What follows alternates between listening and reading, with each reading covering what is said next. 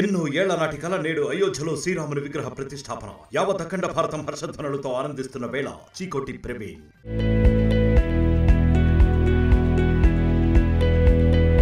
మహారాష్ట్రలో మహిళా police constable ఒకరు పురుషుడిగా మారి ఈ నెల 15న మగబిడ్డకు తండ్రి కాగలిగారు. ఉద్యోగానికి ఇబ్బంది రాకుండా లలితా సాల్వే ప్రభుత్వం నుంచి అనుమతి తీసుకుని 2018లో పురుషుడిగా మారారు. అప్పట్లో ఈ ఘటన సంచలనం రేపింది. 1988లో పుట్టిన లలితా సాల్వే 2010లో మహిళా కానిస్టేబుల్ గా ఎంపికయ్యారు. తన శరీరంలో మార్పులొస్తున్నట్టు 2013లో గుర్తించారు. వైద్య పరీక్షలు చేయించుకున్నారు. పురుషుల్లో ఉండే వై క్రోమోజోములు ఆమెలో ఉన్నట్టు తెలిసింది. దీంతో వైద్యులు లింగ మార్పిడి శస్త్రచికిత్స చేయించుకోవాలని ఆమెకు సూచించారు. 2018-2020 మధ్య లలితా సాల్వేకు 3 సార్లు శస్త్రచికిత్స జరిగింది. మహిళ నుంచి పూర్తిగా పురుషుడిగా మారిపోయారు. తన పేరును కూడా లలితా సాల్వేను లలిత్ సాల్వేగా మార్చుకున్నారు. తర్వాత సీమ అనే మహిళను 2020లో పెళ్లి చేసుకున్నారు.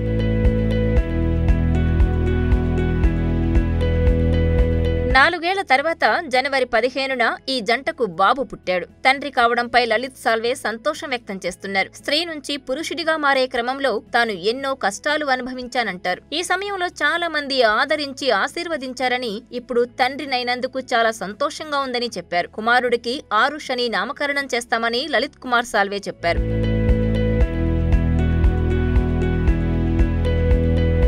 మరిన్ని వీడియోస్ కోసం ఛానల్ ని సబ్స్క్రైబ్ చేయండి. లేటెస్ట్ అప్డేట్స్ కోసం వాట్సాప్ ఛానల్ ని ఫాలో చేయండి. అండ్ లింక్ డిస్క్రిప్షన్ లో ఉంది.